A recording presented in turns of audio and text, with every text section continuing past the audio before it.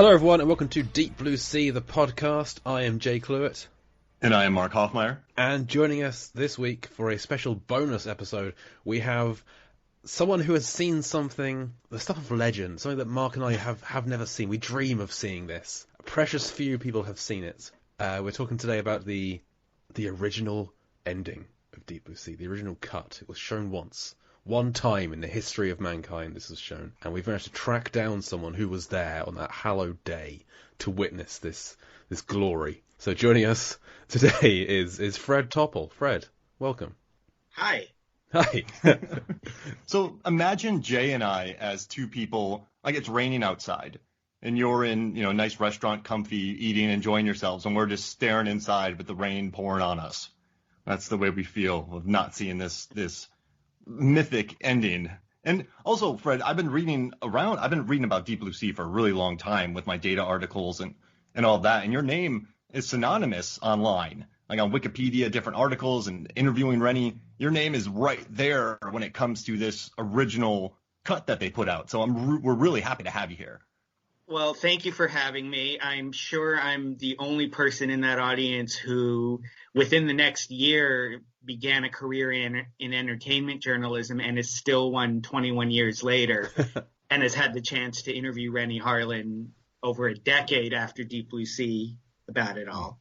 So set the scene. How did you get in that room? What was it like? All right. How did your life lead up to seeing this pinnacle of cinema?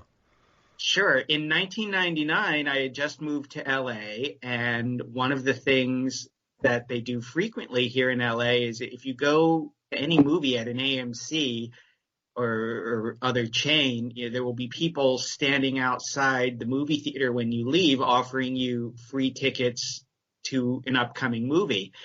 And when I first came to LA, this was like a dream to get to see movies months before they came out. I had heard about the test screening process, but to actually be a part of it and possibly give notes, I was mostly just excited to see movies that early and possibly see versions of movies that ended up getting changed. But Deep Blue Sea was the only one that got changed at all, let alone this significantly. And that it turns out my comments played a significant role in that. So it was only about a month before the movie opened. It came out the end of July 99, right? Mm-hmm. Yep. So this was like the end of June. So it wasn't as far in advance as some of those screenings were, like 3 or 4 months or maybe even a year. I think Disney test screened Dinosaur that summer, which wouldn't come out until the following year. So a month early was just, let's go see a free movie. So the movie plays out as you see it now up until the end when they reach the surface. And in the version I saw, when the Saffron Burrows character dives into the water to distract the last shark from Thomas Jane, she succeeds, and then she climbs back up that ladder to continue the scene. And the one part I don't remember now is if they still had the point where the ladder broke and she fell back. I don't remember if that was there and she still got back up or if that was something they added. But in the original ending, she climbs out of the water. LL Cool J is pretty much unconscious for most of this scene. So it's Saffron Burrows who grabs the spear gun, spears the shark, and blows it up. And then in that last shot where right now Thomas Jane and LL Cool J are sitting on the remaining part of the lab waiting for the boat to come rescue them, you can tell that's a 3 shot. There's a big empty space where Saffron Burrows used to be. It was the 3 of them sitting there waiting for rescue.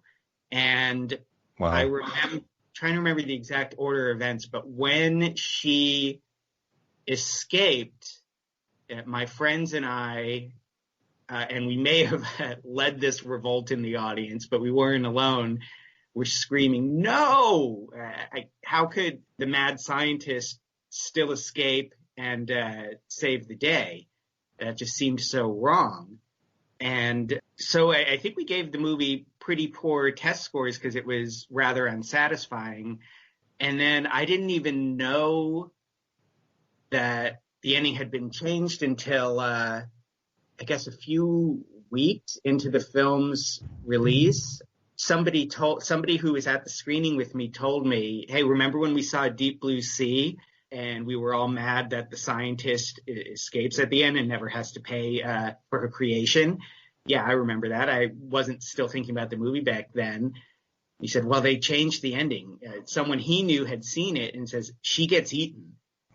So when I saw, I guess I should admit, I didn't pay to see Deep Blue Sea again, but I walked into a theater showing it to see the ending when I was seeing something else to see what they'd done. And I could see, oh my God, they used visual effects to create an ending where she gets eaten in the water. And then they did reshoot some scenes where LL Cool J wakes up and handles the spear gun, says some lines, and saves the day.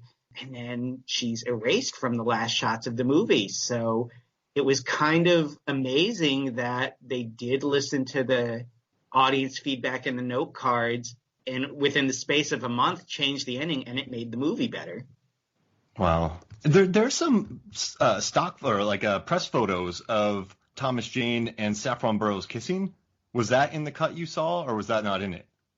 Probably. I don't remember. If that's not in the movie now, that must have come once they killed the last shark. Got it. Yeah, because there's this weird press photo that's out with the two of them kissing. And I have no clue where that comes from.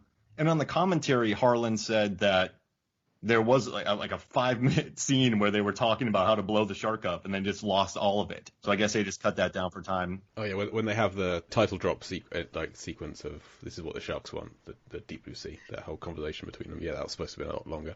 But Fred, I'd always heard that Preacher died in the original ending. So I'm guessing that wasn't the case. He was still alive. No, he still lived in the ending I saw, but he wasn't as involved in the finale. Okay. Got it. Well, I'm glad he got involved, and then he got to have justice for Scoggins. This is for Scoggins. Yeah. And he blows up the shark and spears Carter Blake on it. I love that scene. It does seem odd to have a third character alive and them not doing anything in the climax. They're just there, sleeping this one out. They'll be fine later. It just seems a better use of that character to kill off another one, so he can do something. Yeah, I was surprised they never put the original ending on the DVD to show like this is how much we can change a movie at the last minute if it needs it. But I guess maybe they were ashamed of the one they got wrong, or didn't want to draw too much attention to it. Yeah, because they did include the 5 other deleted scenes from the film. Like there's a lot of backstory between Preacher and Scoggins. There's a lot of bickering with Preacher's cake and Scoggins not liking it. So I'm guessing that wasn't in the original cut either. Boy, I don't remember. But it was 20 years ago. Why not? Yeah, but I do wonder if all of those scenes were in and hurting the pace of the film, because the version that's released now plays much better up to that point also. Do you remember if in the original cut Janice was pregnant? If there's a scene about I don't pregnant. remember. Okay, no problem. If that was a detail or not. How did you feel when Sam Jackson got eaten? I mean, so you kind of had to hold on to this secret for a little while. When you saw that for the first time, what was going on? How did you feel? That scene always worked. No one expected that, and it wasn't like there wasn't really. Well, there was a very basic internet, and there certainly wasn't social media, so it wasn't like I was holding that secret from the whole world. Mm-hmm. But yeah, they did a good job of protecting that spoiler. And we were talking earlier, and you said that you had interviewed Harlin 10 years later, I believe, for Devil's Pass when it came out. And also, I just want to say, because of your article, because of the research today, me looking stuff up, I still haven't watched The Legend of Hercules that Harlin has directed. And I learned that Scott Adkins is in it, and he's like my spirit animal. I love Scott Adkins movies. So I learned that it's Scott Adkins in a Rennie Harlin movie because I was researching your stuff. So I got to say thank you for that. Now I got to watch that 5% rated film, but just to watch Scott Adkins in a Rennie Harlin film, I'm very excited. Oh, you're welcome. Well, yeah, it's one of his mainstream studio roles, and he plays the villain. But yes, I've also followed Scott Adkins' career quite closely. He's had 5 movies come out during this pandemic because he's been so prolific. He was so prolific beforehand. And I've watched all of them. I just watched Max Cloud, and I actually really enjoyed it. He got to have fun and be cheeky. Did you watch it? Yeah, it's fun. It's I would imagine, like, if it were made in the 90s, like a kid going into a Sega Genesis game, like, would have been awesome. Oh, that okay, yeah. It's cute and retro now. Yeah, it's just Scotty Atz playing a really cheeky, full of himself guy eating pastries, which is amazing. But all right, this is random. This is not Deep Blue Sea. But when I hear people talking about Scott Adkins movies, I feel like you should grade them on a scale of Scott Adkins. Too many people are like, it's not The Raid. And you're like, well, I mean, yeah, but it's also, I don't know. I rate Scott Adkins movies on a Scott Adkins scale. Does he throw spin kicks? Does he wear a bad wig like he did in Triple Threat, which is a glorious action movie? Do you remember? Have you seen Triple Threat? Oh yeah. That wig that he wears crushed my soul. But that's like one of my favorite action movies of years recently. But no, I just do a sliding Scott Adkins scale of reviewing because I don't know. You can't really compare it to John Wick, I would say. Well, I'd have to know what people mean when they say it's not The Raid, because The Raid is a very specific martial art, which is not the martial art that Scott practices. So I think you should appreciate martial arts movies in context of the martial art that's on display. Like I still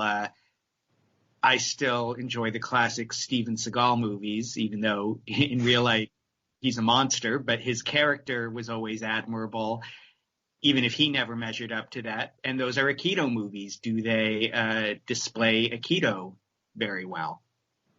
Oh, see, that makes me so happy. Yeah, you just look at the martial arts. I mean, his Undisputed films, 2, 3, and 4 with Boyka, the stuff that he was dropping on screen with Michael Jai White was beautiful. I mean, just the two like the boxing, the what I would say karate, and then whatever what is Adkins style? Would you say hybrid? Now I'm going to be embarrassed that I don't have instant recall of exactly what this is, but I know Scott it's Adkins arts. A combination of a lot that he keeps adding to. Yeah, he apparently, I'm just on his IMDb profile, and he's done like judo, taekwondo, kickboxing. He's got a lot of different skills under his belt. I sadly have seen very few Scott Adkins films. I've only seen They're beautiful, Jay. They're beautiful. I've heard you say great things about them, and I had seen the trailer for that Max Cloud, and it did intrigue me. But I've only seen his work in Doctor Strange and X-Men Origins Wolverine. So none of his prestige stuff. Expendables 2, but I need to broaden my Adkins horizons, I think. I recommend them, but I'm sure your listeners are going to want to get back to Deep Blue Sea. And the interview I did with Rennie Harlin for Devil's Past, this was actually in 2013 when the movie came out. So it's almost 15 years after Deep Blue Sea. This interview was the site was called Crave Online back then. It's called Mandatory now. Unfortunately, this interview is still there. So when I asked Rennie about the original ending, he said, and I'm reading this now, yeah, it was one of those great surprises where we thought, okay, we hope it works. At the test screening, as you might remember, the audience was really with the movie, and when Sam Jackson gets eaten, the audience was screaming and laughing, and we thought, okay, it's a home run. When it came to the last 7 minutes of the film, all of a sudden it just fell flat like a pancake, and people kind of hated it. We were like, what the hell happened? It just shows how sometimes you can be clueless and you're so deep in the project that you can't read the audience's mind. Basically, what had happened was that the audience felt so deeply that the scientist character, the woman who was behind the whole experiment with the sharks, that it was all her fault. In their minds, she was the bad guy, and in our minds, she was the heroine, and we thought saving her was the key. Basically, we had test cards that said, kill the It was an amazing revelation. I remember us all sitting down and going, holy we are in trouble. How do we fix this?